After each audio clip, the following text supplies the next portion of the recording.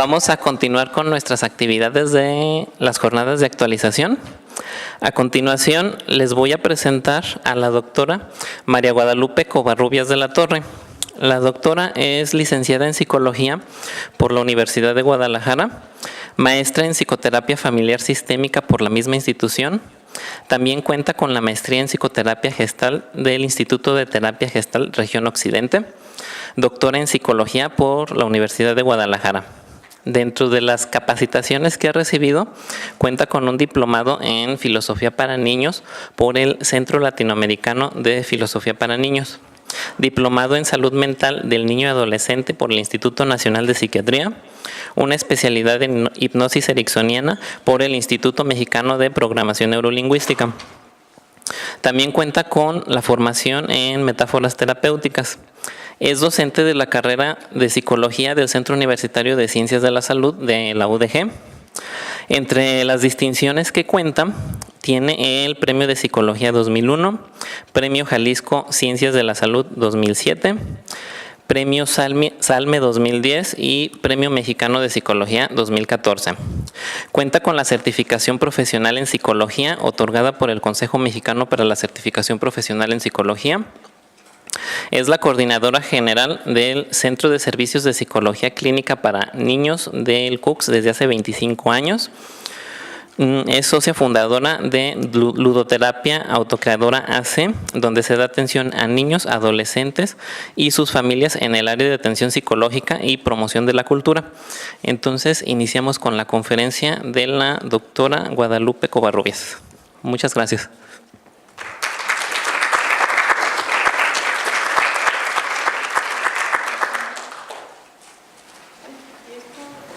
¿Dónde me escuchan? ¿Aquí o allá?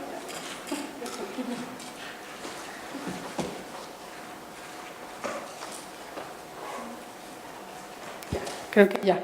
¿Sí? Bueno, buenos días.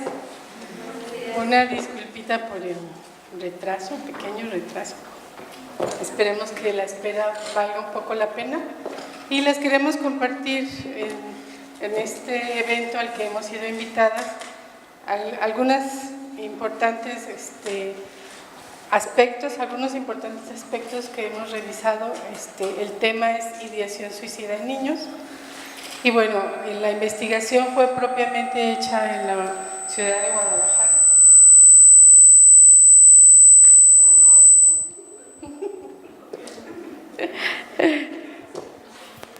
Y actualmente estamos haciendo ya otra investigación en el área de Cuballes, con 7 comunidades de esa zona rural, precisamente debido a las características que presentan este fenómeno dentro de la sociedad actual con los niños y los adolescentes. ¿Ustedes tienen idea aquí cómo está el asunto con el suicidio? ¿Niños, jóvenes? ¿No tienen información, nada más el periódico del barrio?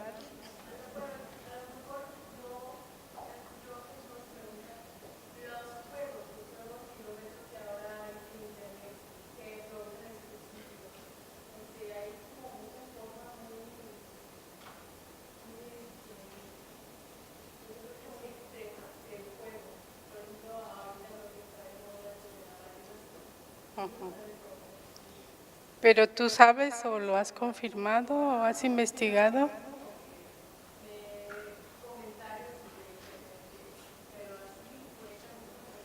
Pero aquí en tu zona, en esta área de San Juan de los... no, Lagos de Moreno. Es que andábamos allá perdidas. Perdón, sí, dime. Sí, yo me enteré de un evento porque estuve en fiscalía de un niño que soltó. Cuando fueron a reclamar el cadáver, no me supieron decir detalles de por qué sucedió así. Se calla, no hay más información. Ni tampoco se anunció, ni salió en el periódico, ni algo así. Pero no se detalló en sí los eventos que ocasionó ese suceso.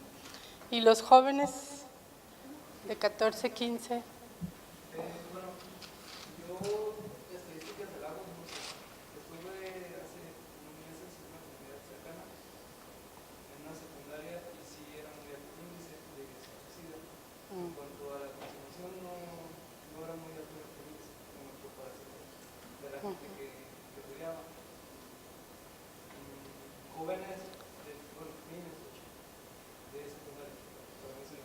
Sí, la mayoría, por ejemplo, eran de primero y segundo de secundaria, entonces no casi no se presentaba, pero sí era un 80% de los alumnos. Bueno, ¿por qué les comento esto? Bueno, sí es importante que en este caso, como nos compartió la compañera, el fenómeno en las zonas rurales se está ocultando. Sin embargo, a nivel mundial se ha comprobado que las zonas rurales son de mayor índice de intentos y de suicidios consumados. Entonces, sí es evidente, si en la ciudad de Guadalajara se ocultan los hechos, a pesar de que la información se puede difundir mucho más rápidamente, en las zonas rurales sí es pertinente que se enfoquen en hacer alguna indagación respecto a este fenómeno, porque se oculta mucho más a la vista y tratan de encubrir algún suicidio por algún accidente o otro evento significativo que dé pie a que nadie se entere que se realizó como un acto suicida. Yo soy de San Juan de los Lagos y estoy participando en una investigación porque en mi pueblo sí se da mucho, es muy marcado. Entonces están haciendo una investigación a nivel secundaria y preparatoria junto con Aguascalientes y estamos en la etapa de aplicar baterías. Entonces ya nos presentamos en dos secundarias, una es pública y la otra es de curso en colegio. Entonces las poblaciones, a pesar de los contextos, sí presentan muchos riesgos, mucho abuso de sustancias, contextos de abandono, divorcios, y está muy interesante, pero apenas está en proceso, pero porque en mi pueblo se presenta mucho. Bueno, pues esperemos que después compartas también la información, ¿sí? Yo les voy a hablar expresamente también en una población que se oculta mayormente también este evento. Los niños de edad escolar entre los 6 y los 11 años de edad. Pati, ven. ¿Cómo se mueve esto? Ya. Bueno, es importante que consideremos eliminar esa creencia de que los niños, ubiquémonos en esta edad, de 6 a 11 años de edad, no piensan o no desean el suicidio. A nivel mundial ya se ha comprobado que la mayoría de los niños en la infancia media, cuando menos en algún momento de su periodo de vida, han presentado pensamientos de muerte o ideas suicidas. Entonces, en nuestra población, México en general, el estudio epidemiológico es escaso, realmente muy escaso. Sin embargo, sí se están presentando suicidios en menores de esta edad. Ya para el 2016 iban 148 suicidios de todas las edades, cuando revisamos en marzo, pero los niños siguen estando ocultos entre los 0 y 17 años. Esa es la categoría en la que registran.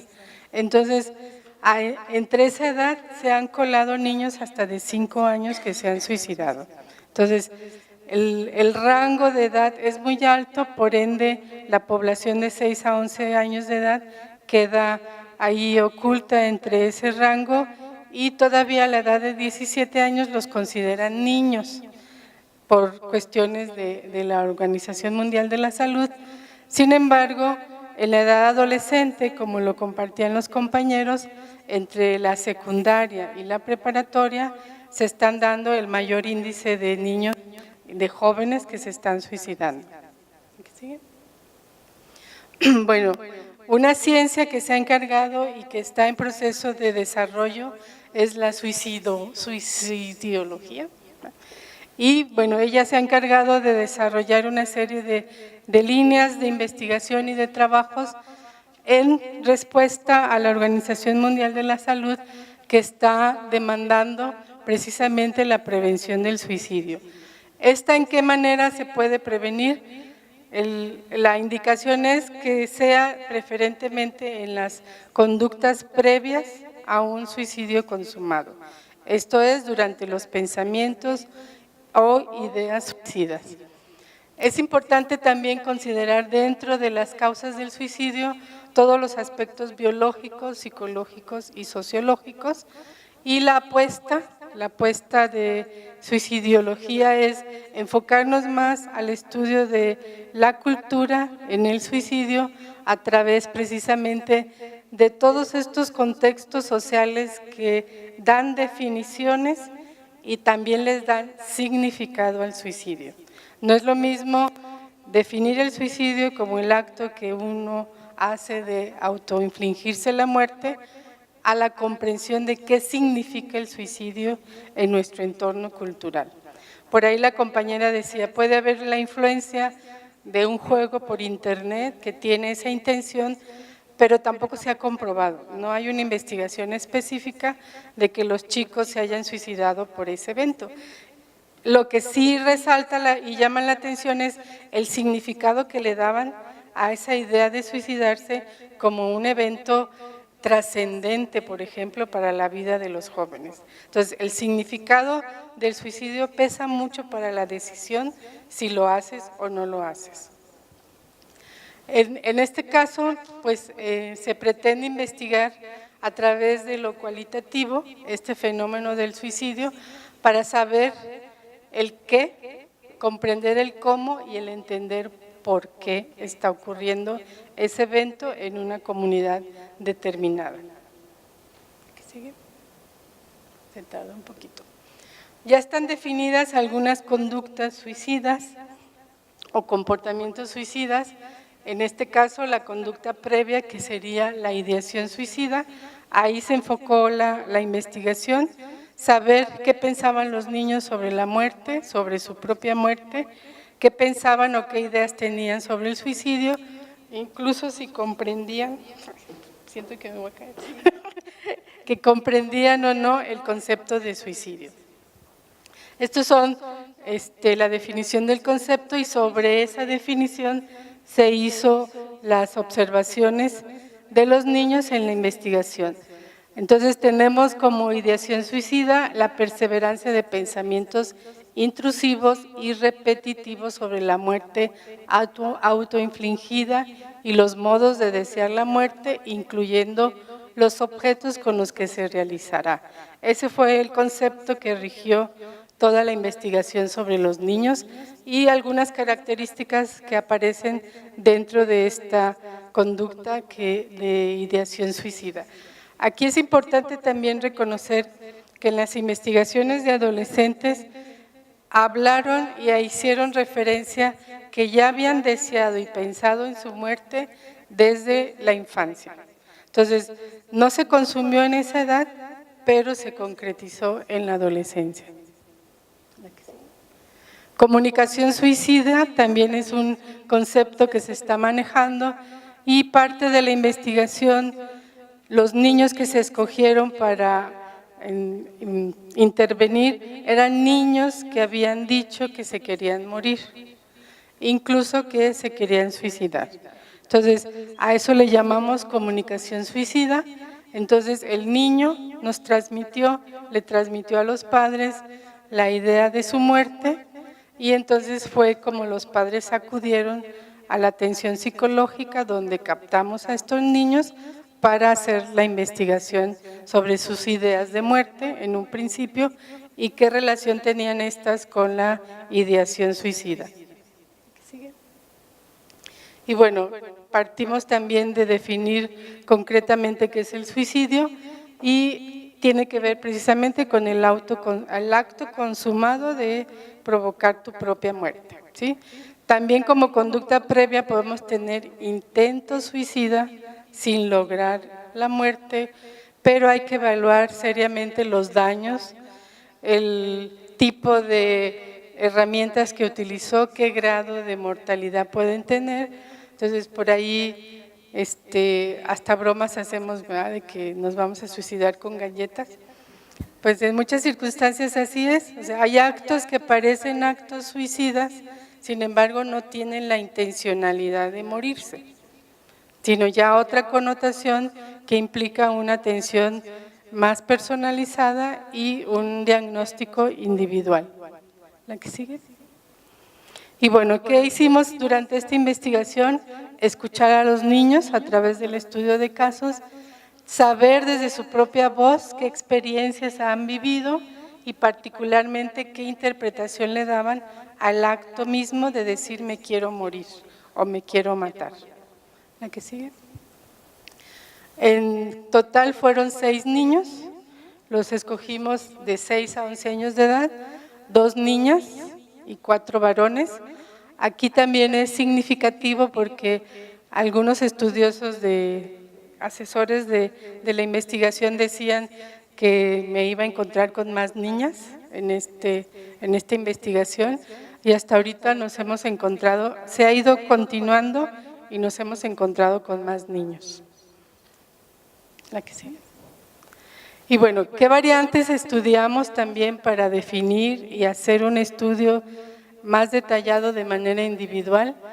Aspectos psicológicos y socioculturales en el desarrollo evolutivo del niño, como por ejemplo conocer el concepto de muerte. El concepto de muerte en el desarrollo de los niños tiene que cubrir 4 aspectos importantes durante un proceso más o menos de los 5 a los 7, 8 años de edad para que se logre el concepto maduro de muerte. Entonces nosotros no sabemos exactamente qué es la muerte hasta que tenemos 7 u 8 años de edad en el desarrollo evolutivo. Se tienen que cubrir esos 4 aspectos del concepto: la universalidad, es decir, todos los seres vivos nos vamos a morir; la irreversibilidad, te mueres y ya no hay vuelta para atrás; la inevitabilidad, nadie puede evitar morirse. Pues ya está la criogénesis y cosas así que quieren inventar, pero es una idea de perpetuarnos en la vida del ser humano, que es el hombre tiene ese sueño. Y la impredictibilidad, que nadie sabe cuándo va a morir, a menos que llegue una divina y nos quiera decir cuándo está nuestra fecha de muerte. Los niños de 9 a 11 años fue muy significativo encontrar que en el momento en que ya comprendían y lograban la madurez del concepto de muerte, aparece el miedo. Y en estudios posteriores sobre ideación suicida, una persona que diga que se quiere morir o que va a cometer suicidio, si le tiene miedo a la muerte, es probable que no haga ningún acto contra él mismo, ¿sí? Entonces, el miedo es un aspecto que sale como un recurso de protección para que los jóvenes y los niños no cometan un acto suicida. Entonces, de manera natural, si la muerte me da miedo, bienvenido el miedo, porque eso va a evitar que yo me inflinja mi propia muerte. En los niños de 6 a 7 años, aquí lo interesante es que no presentan temor a hablar de la muerte, porque ellos viven todavía en la fantasía y en la creencia en el entorno sociocultural que los eduque, que la muerte es irse al cielo y que en el cielo se vive como en la tierra. Que entonces irse al cielo es otra manera de vivir. Que sí me puedo regresar. Uno de los pequeños decía, es que si me escondo, la muerte ya no me va a encontrar, ¿no? Como ese personaje que aparece en las caricaturas y andan escondiéndose para que no nos llegue con su guadaña. O incluso también nos comentaban que el Día de Muertos todos pueden venir y visitarnos. Entonces su pensamiento mágico y en el aspecto religioso muestran que no tienen temor a la muerte. Y una de las características que también tuvieron la mayoría de estos niños pequeños es que ya habían vivido el fallecimiento de algún familiar cercano y gracias a eso ya en la casa se hablaba sobre la muerte. Mientras que estos niños más grandes, curiosamente los niños de 11 años no hablaban de la muerte, en su casa era un tema prohibido y a pesar de que ya sabían lo que es morirse y todos los aspectos también científicos que les enseñan del ciclo de la vida en la escuela, ellos no querían saber de la muerte dentro de su casa. Contextualizando, En el aspecto sociocultural es importante no dejarlo a un lado porque eso va a influir en las actitudes del niño ante la muerte, tanto para la aceptación como la evasión. Entonces, el contexto nos educa para aceptar o rechazar el fenómeno de la muerte, hablar o no hablar de ello en casa, y tiene consecuencias, por ejemplo, si muere algún familiar, luego no quieren llevar a los niños pequeños a todos los ritos funerarios para evitar que sufran y que vivan esa circunstancia que les puede hacer daño. Las investigaciones han demostrado lo contrario. Entre más cercano tengas la vivencia de la muerte y compartas con tu familia y en tu entorno social la convivencia con esta, es mucho más fácil aceptarla y los índices de suicidio en pueblos donde se reconoce y se habla de la muerte es más bajo. Por ejemplo, donde se admite la eutanasia, en Suecia, los niños viven cotidianamente cerca de las personas que van a morir porque se van a su casa ya cuando todas las cuestiones médicas dicen que no es posible, se van a su casa estos individuos y ahí fallecen tranquilamente. O sea, nadie se asusta, nadie evita, todos conviven y se despiden sanamente de esta persona. Actualmente la tanatología está ayudando a ese recurso, pero también está naciendo y se está pues, incluyendo en las áreas médicas muy despacito. Se han recibido con más apertura en los donde venden los ataúdes, en las funerarias. Las funerarias ya contratan un tanatólogo, por ejemplo, pero los hospitales difícilmente están aceptando todavía que acuda un profesional de esa disciplina para trabajar con enfermos terminales, personas que ya van a fallecer.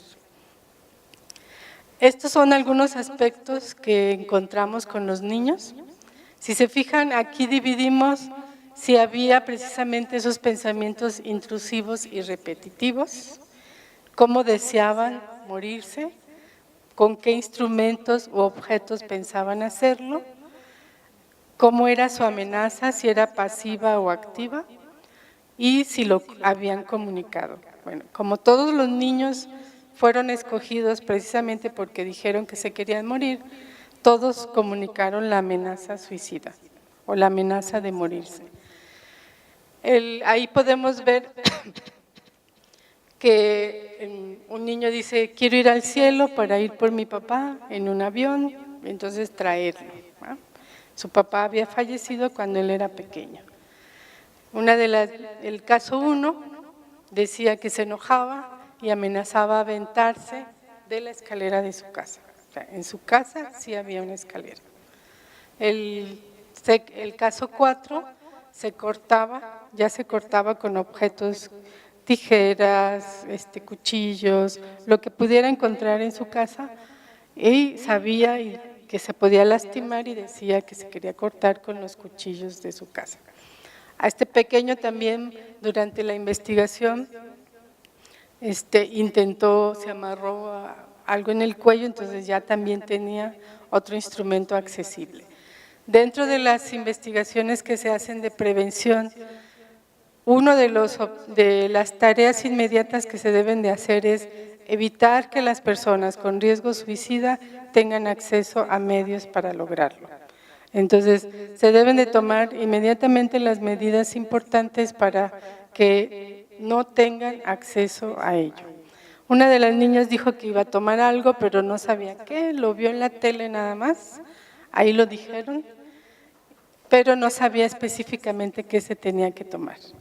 Otro de los niños dijo que en el juego Charlie Charlie, ¿ustedes han jugado en su juventud, adolescente, jugaron al Charlie Charlie? ¿Sí? Bueno, es un jueguito donde supuestamente esos lapicitos se mueven y te dan respuestas si le preguntas a Charlie algo, pero Charlie podía dar un deseo. Entonces, si te cumplía el deseo, era inmediatamente desde la concepción del niño, el deseo tenía un precio, la muerte. Entonces, si el niño desea algo durante el juego y se le concede, lo que iba a suceder es que se iba a morir. Entonces, este pequeño deseaba dinero para su mamá y entonces estaba dispuesto a sacrificar su vida para que la señora solventara sus problemas económicos, pero el juego, el deseo se lo iba a pedir a Charlie. Nunca se lo pidió, porque fue de los niños que presentaban miedo. Sin embargo, los casos más serios que nos cubrían ya algunas características hacia la ideación suicida era el caso 1 y el caso 4. ¿Sí se dan cuenta de eso? ¿Sí? Entonces, el acceso a los medios, el saber cómo hacerlo, el decir que lo va a hacer, ya nos da señalamientos de riesgos. Sus pensamientos intrusivos y repetitivos sí fueron variantes. Ahorita les voy a definir un poquito más a detalle cómo los revisamos. Al contrastar con el concepto de ideación suicida, nos encontramos que los niños no tienen repetitividad. Sus pensamientos no están ahí dando vueltas y vueltas de que me quiero matar o me quiero morir, ¿sí? Que todos lo comunicaron en un acto de enojo. Los papás les llaman a eso berrinche, pero las condiciones en las que se da el enojo también tiene ciertas características relevantes que caían en el riesgo en aspectos de riesgo para la conducta suicida. Entonces, vamos viendo aquí que la ideación suicida como el concepto general no puede ser aplicado de manera directa a los niños porque ya tienen y presentan algunas diferencias. Podríamos asumir entonces crear un concepto de ideación suicida que se aplique más a esta edad, que no tiene las mismas características que se aplican al adulto o incluso al joven. ¿La que sigue? Tampoco tienen perseverancia. ¿Qué significaba en este sentido? Que los niños solo aparecía su idea de morir cuando había una circunstancia de acordarse de un evento y en este caso aparece un dolor emocional. ¿Qué dolor emocional presentaban estos dos niños que tenían mayor riesgo? La primera niña, el abandono del padre 2 años antes, el fallecimiento del abuelo 1 año antes. Y del segundo niño, el fallecimiento por suicidio del papá. Entonces, otra vez vuelven a aparecer elementos de riesgo de suicidio dentro del contexto del niño. Y si se fijan, de alguna manera ya descartamos 4 casos, pero 2 son relevantes. Entonces, no podemos decir, estos 6 niños que dijeron que se querían morir tienen ideación suicida. Se tiene que revisar caso por caso para determinar qué factores de riesgos van predominando y si esto puede ser reversible o todavía puede hacerse complicado.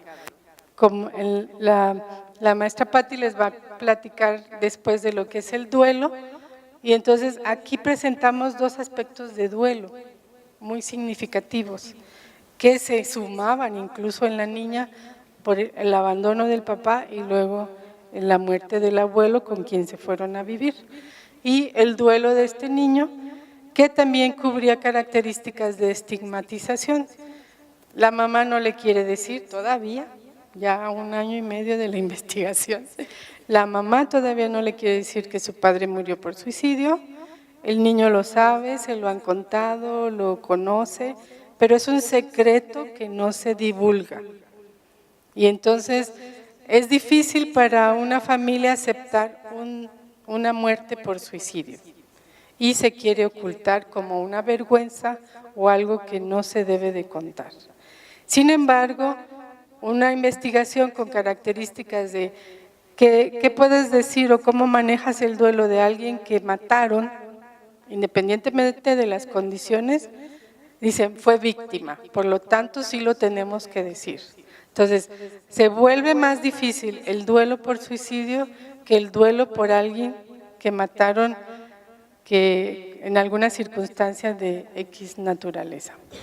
¿Hasta aquí vamos? ¿Alguna pregunta, inquietud? ¿No? Y bueno, los demás pequeños nos sacaron a relucir que pensar e imaginar modos reales de morir, como tomar algo o aventarse, no suele tener intencionalidad suicida. O sea, es una imaginación, que sería la diferencia entre los otros dos niños que decían, me pongo arriba de la escalera y le digo a mi mamá, me voy a matar. Entonces, ahí ya tenemos intencionalidad.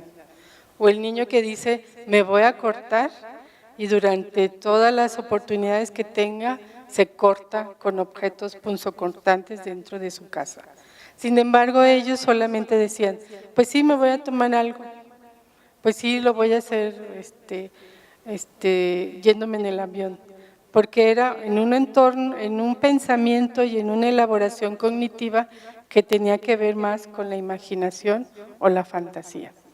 Sin embargo, volvemos al mismo punto, precisamente el estudio de caso nos da una definición más específica de lo que está ocurriendo en cada uno de ellos. ¿La que sigue? No hay planificación precisa. Entonces, ustedes pueden leer noticias de los niños que han fallecido y nos dicen, le negaron el celular o lo que sea y se colgó. Entonces, el niño lo puede hacer en cualquier momento, en cualquier circunstancia. Él no hace toda una elaboración de cuándo, a qué horas, dónde, cómo, quién me va a descubrir primero, cómo lo voy a hacer. Esa elaboración de pensamiento no la van a encontrar en los niños. Ellos lo pueden hacer en un acto impulsivo y eso también es un factor de riesgo. Entonces, los dos casos más relevantes ocurría que su pensamiento se venía precisamente en momentos de enojo, en momentos de conflictos con la familia, con algún hermano, con la mamá o la abuelita. La que sigue.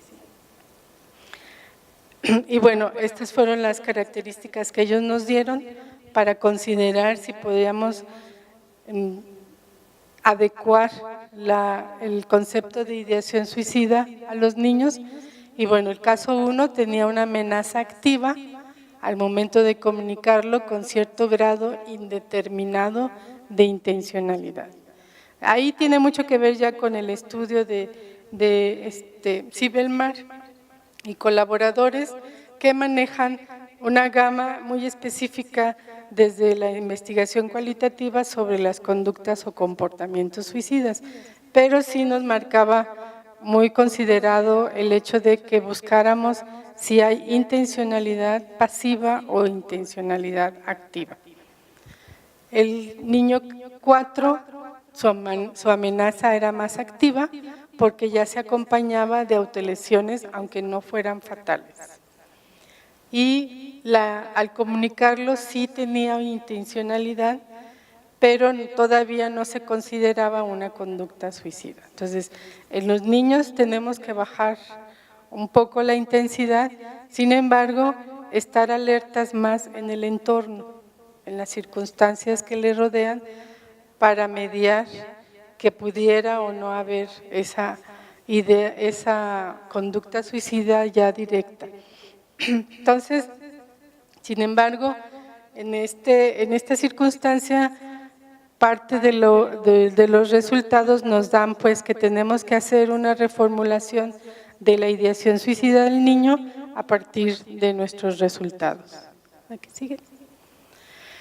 Que, sin embargo, ¿cómo sí podría evolucionar a ideación suicida? Y aquí ya aventamos una idea a futuro de que tal vez esos jóvenes que sí nos comunicaron que lo pensaron desde niños, en la adolescencia lleguen a consumarlo, porque estos elementos pueden seguir y perpetuarse incluso en su familia. Por ejemplo, los enojos de ira, un pobre control de impulsos, Entonces, si no llevamos a terapia a este niño con pobre control de impulsos, si no le ponemos límites, si no hacemos una intervención, pues simplemente los límites se van a seguir rebasando y él no le va a importar en ninguna circunstancia, ningún aspecto que le sea amenazante. Imaginación y amenaza clara del modo de morir y los instrumentos para hacerlos. O sea, el niño ya los tenía identificados y sabía que podría haber una consecuencia de morirse. Y factores de riesgo sociofamiliares muy significativos. Duelos, como ya les comenté, posible presencia de depresión y ansiedad. Aquí no hicimos una evaluación individual, hicimos nada más el estudio de sus pensamientos, por eso pusimos presencia de posible depresión o ansiedad. En ese momento los niños siguieron su tratamiento psicológico después de las entrevistas y la intervención, y ya en la intervención sí descubrimos depresión en el niño, pero no en la niña. En la niña había más, a pesar de que la niña tenía un duelo muy importante, dos duelos importantes, el que presentaba mayor depresión era el niño, cuyo padre se suicidó, se murió por suicidio. Un desarrollo anticipado de un concepto maduro de muerte. Estos dos pequeñitos conocieron y comprendieron que era la muerte a mayor temprana edad más que los demás niños. Entonces, la experiencia aquí, en otras investigaciones, es que si el niño está cercano a eventos de muerte, el concepto de muerte se hace maduro a muy temprana edad, independientemente del desarrollo evolutivo. Entonces, aquí tenemos muchas investigaciones de niños con cáncer, por ejemplo, que a muy temprana edad, que les empieza la enfermedad, ellos saben que van a morir y se van preparando para eso. Entonces, ¿qué ventajas hay? ¿Se acuerdan de los sentimientos? Los niños más pequeños no presentan miedo, aunque sepan que van a morir. Mientras que el cáncer a edades más grandes de 9, 11 años, el niño sí empieza a tener miedo. Entonces, el miedo, la emoción no cambia. Sin embargo, sí la concepción del concepto maduro de muerte se adquiere a temprana edad cuando vivimos cercanamente a ellos. Antecedentes de conductas suicidas en los padres, también ya en el tratamiento de los niños, que no entró en la investigación, pero es el seguimiento que se les dio. La mamá de la niña nos comunicó que ella también tenía ideación suicida. Entonces también era un aspecto que nos ponía en riesgo. Y los dos sabían precisamente qué era el suicidio. Y lo definieron como me quiero matar. ¿Sí? Entonces es alguien que se quiere matar. Y en este caso yo me quiero matar. ¿La que sigue? De mayor riesgo, entonces nos van a detonar una ideación suicida, el concepto maduro de muerte, las experiencias directas con fallecimientos cercanos y la actitud hacia el suicidio de familias o con antecedentes de conductas suicidas. Dentro de las investigaciones también con adultos y jóvenes de pensamientos suicidas y conductas suicidas, estos factores son significativos como factores de riesgo. Entonces, no es que sea una actitud de herencia, sino que cambia precisamente toda la dinámica familiar en este aspecto al responder cuando hubo un suicidio. Y cómo se maneje es algo que les va a comentar la maestra después. ¿La que sigue? ¿Qué trataron entonces ellos de transmitir en el significado que encontramos de decir que se querían morir? Bueno, para los niños morirse no era lo mismo que matarse. Aunque los dos pequeños dijeran que sí se querían matar, de todos modos decían, morirme no va a ser igual que matarme. Morirme, me puedo morir cuando sea, pero matarme yo lo voy a hacer. El significado y sentido de la expresión en el momento y en la circunstancia en que lo hicieron los demás niños era para terminar, arreglar u obtener algo, cubriendo así sus necesidades y deseos. Entonces, la niña del caso 1 decía, quiero estar con mi papá, que en realidad era el abuelo muerto. Quiero estar con mi mamá, entonces voy a ir por mi papá para que mi mamá no trabaje y entonces él trabaje y mi mamá esté conmigo. Entonces, su mamá empezó a trabajar cuando murió el papá. Entonces, él tuvo esa pérdida, no solo del papá, sino también de la mamá. Pero como fue muy pequeñito, cuando él tenía más o menos 2 años, pues el evento fue también significativo al separarse de la mamá a esa edad. La otra pequeñita del caso 3 decía, pues que mi mamá se calme porque nos agarramos del chongo y nos peleamos. Entonces, ella tenía conflictos con su mamá y llegaban a los gritos e incluso a los golpes. El niño C4 dijo definitivamente, no quiero sentir. Y es el que todavía tenemos en tratamiento y que nos está costando trabajo sacarlo de ahí.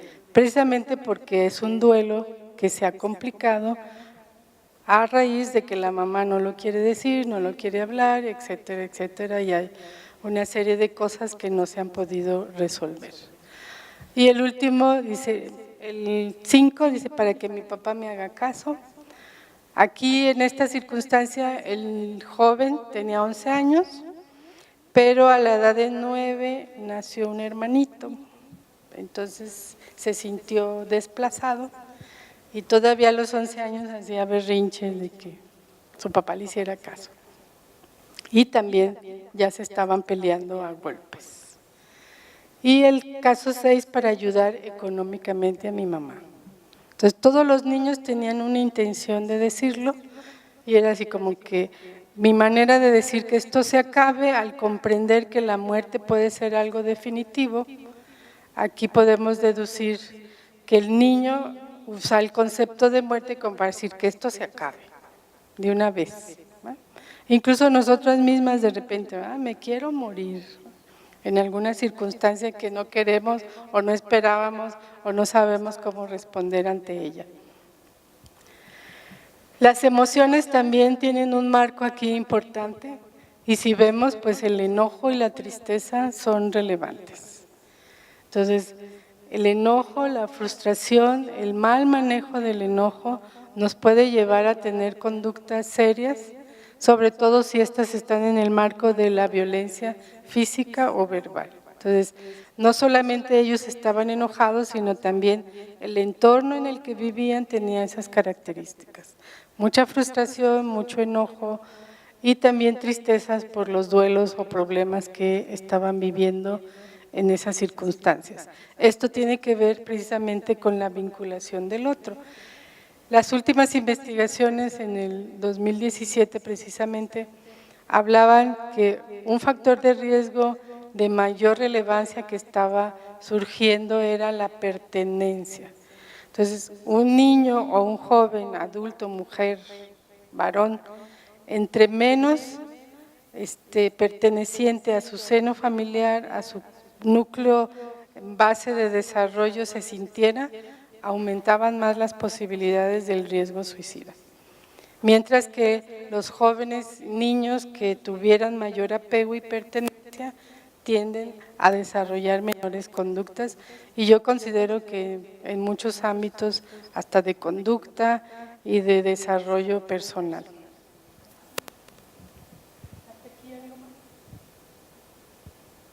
Y bueno, ya en un estudio más profundo de cada uno de los casos en relación a que nos describieran no solo el hecho de que ellos dijeron que se querían morir, pues aparecían estas conductas.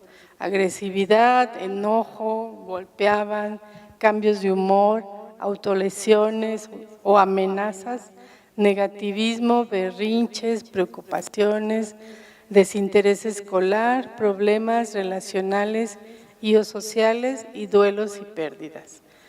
La única diferencia por género fue que las niñas funcionaban muy bien en la escuela, mientras que los niños no. Entonces, el efecto en los varones en el aspecto escolar era bastante significativo. De hecho, los 4 varones fueron derivados a atención por la escuela, mientras que las niñas, curiosamente, fueron las mamás las que tuvieron la iniciativa. Entonces, si la escuela captura niños, sí es importante también definir cuáles son las características conductuales que están presentando, no solo el hecho de que no aprenden o no tienen interés, sino también sus comportamientos. Y bueno, desde lo fenomenológico encontramos pues estados estresantes continuos y eso da como resultado necesidades psicológicas insatisfechas. Entonces, había niños que eran muy atendidos, otros muy abandonados. Por ejemplo, el caso 1, al abandono del padre, la mamá se regresa a la familia nuclear de ella y se quedan con sus papás, pero nadie la cuida, nadie la atiende, o sea, simplemente llegaron ahí. Si ella estaba lista iba a la escuela, si no estaba lista no iba a la escuela. Entonces, nadie estaba al pendiente. El abuelito fue el que empezó a tomar la batuta y tratar de guiar a sus nietos, pero desafortunadamente falleció. Y bueno, eso nos da también un estado de insatisfacción psicológica pues significativa. En este aspecto checamos pues que el contexto familiar tiene un espacio muy importante porque ahí se configuran los pensamientos, los afectos, las conductas y la comunicación. Estos fueron los problemas familiares que encontramos, conflictos fraternales. Los que tienen la tachita es porque eran hijos únicos, por eso no había problemas con sus hermanos. Conflictos parentales o transgeneracionales, es decir, ya problemas con sus papás, pero además sus papás, problemas con sus papás.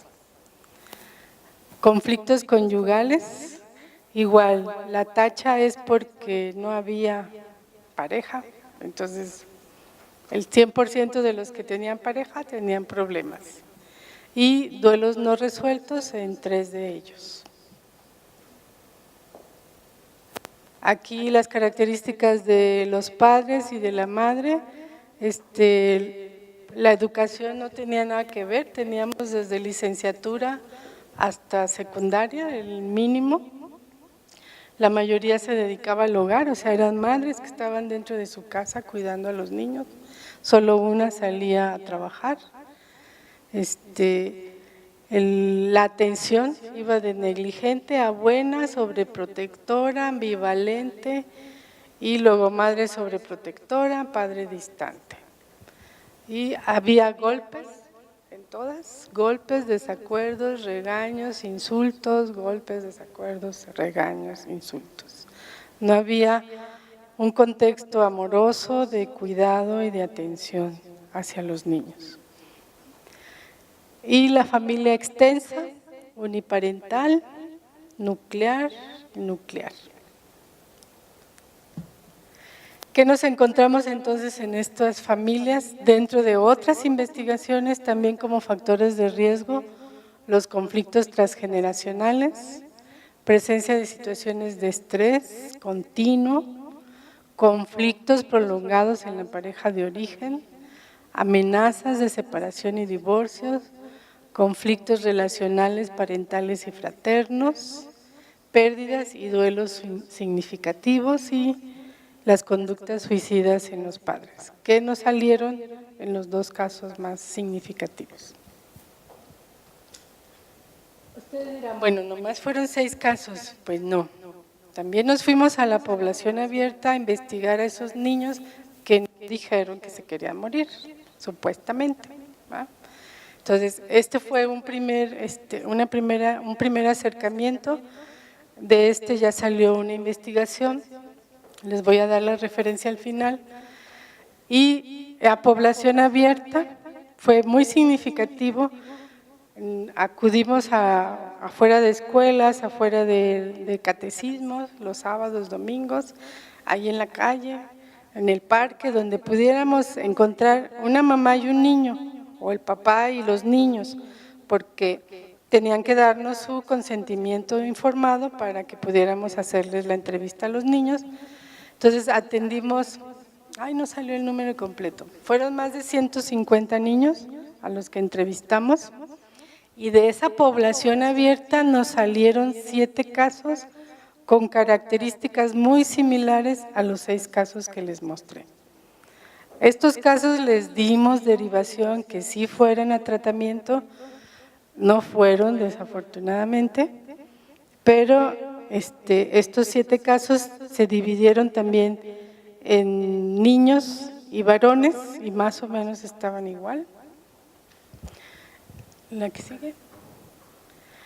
En las edades de 7 años, ahí ya no me salió, bueno, el azul es de 6 años, el verde es de 7, el 8 es amarillo, y si se fijan otra vez no nos apareció la edad de 8 años.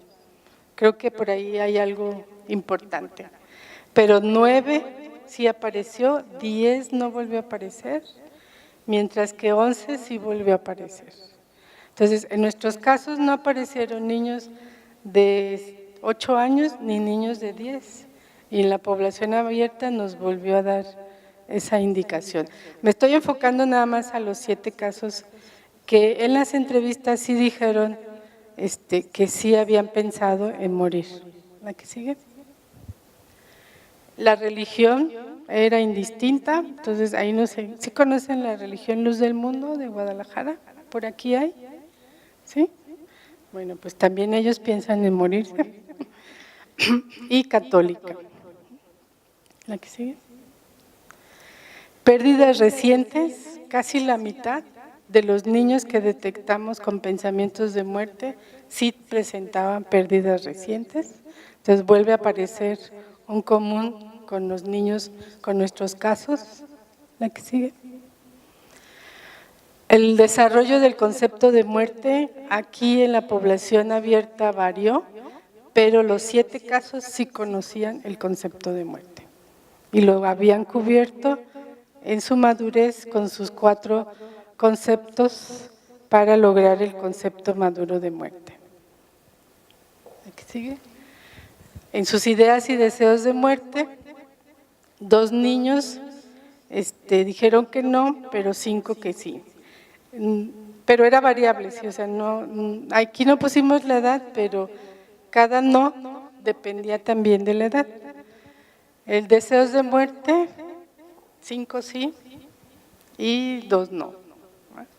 Pensar en quitarse la vida, 5 sí, 5 no y 2 sí. O sea, volvemos otra vez a repetir que de nuestra población de casos de muestra, 2 fueron significativos y en estos 7 casos nos vuelven a aparecer 2 niños significativamente.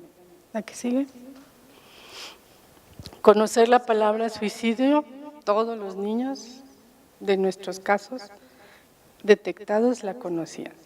Curiosamente también les preguntábamos a los papás si sabían si sus hijos conocían el concepto de suicidio. ¿Y qué creen que nos dijeron ellos? Que no. Que no la conocían y que no sabían si la conocían. Entonces, al niño le está llegando la información por otro contexto externo que no es la casa sobre esta manera de morir. ¿La que sigue? Y bueno, en este aspecto, en las conclusiones, pues tenemos que los niños de edad escolar, en los resultados epidemiológicos sí están cometiendo actos suicidas, pero hay que comprender en un estudio el significado de quererse morir de ellos, y morir representa una alternativa para resolver conflictos interpersonales, ¿sí? Los niños, en este sentido, tenemos que considerarlos como un agente social que puede tomar decisiones. Los papás, la mayoría nos dicen, no, ni creo que lo piense que lo vaya a hacer, ¿sí? Entonces, los niños también toman decisiones a su nivel, a su naturaleza, bajo sus circunstancias, pero ellos los pueden tomar sin que los papás se enteren. Y tenemos que considerar variables importantes como el desarrollo del concepto de muerte, el contexto familiar, el contexto extrafamiliar, para que nos determinen señales hacia la ideación suicida en esta edad escolar. Y bueno, ¿qué señales tenemos que tomar importantes? El enojo, un matiz emocional de enojo, un pobre control de impulsos, amenazas de morirse y conductas autolesivas, clara imaginación y conocimiento del modo de morir, factores sociofamiliares de riesgo, pérdidas o duelos significativas y antecedentes de suicidios en casa. Eso nos pueden consolidar junto con el desarrollo maduro del concepto de muerte y la comprensión del concepto de suicidio, una posible conducta autolesiva que puede tener un final trágico. Y bueno, descubrimos esto, los niños están conociendo más los conceptos de muerte y suicidio por fuera que por sus familias, y los padres decían que no había por qué preocuparnos, que ignorantes de que hay influencias externas que están educando también a sus hijos, y es algo que no están cuidando. Una recomendación abierta, incluso fue parte de la intervención de la mamá del casito que todavía tenemos atendiendo, es: tienes que hablar con tu hijo. Y tenemos 6 meses queriéndola convencer. Ella quiere que nosotros hablemos con el hijo sobre eso, pero pues es parte del problema que ella tiene que atender, también de su propio duelo y aceptación de este acto. Y bueno, aquí hacemos una serie de recomendaciones para prevenir o atender señales que nos puedan dar indicaciones, pero pues atender esa comunicación, conocer sus nociones, considerar su potencial autolesivo, reconocer que no son espectadores pasivos, involucrar a la familia, instituciones como la escuela, el sector salud, la organización de la sociedad civil, antes de que estas conductas se vuelvan parte de lo normal de nuestra vida cotidiana. Entonces, hablar de la muerte y del suicidio en niños no provoca suicidios, en primer lugar. Segundo lugar, esto nos permite prevenir y disminuir el riesgo suicida tanto en la infancia como en la adolescencia, y el estudio pertinente específico de cada caso es necesario para poder considerar elementos que nos den ya un perfil más específico en esta edad de los 6 a los 11 años de edad. Y bueno, estas son la bibliografía ya específica. En el C12 ya está la tesis, y en el artículo lo pueden ir directamente en internet a la revista Guaricha, y está ahí si quieren profundizar en estos temas. Pues hasta aquí, preguntas.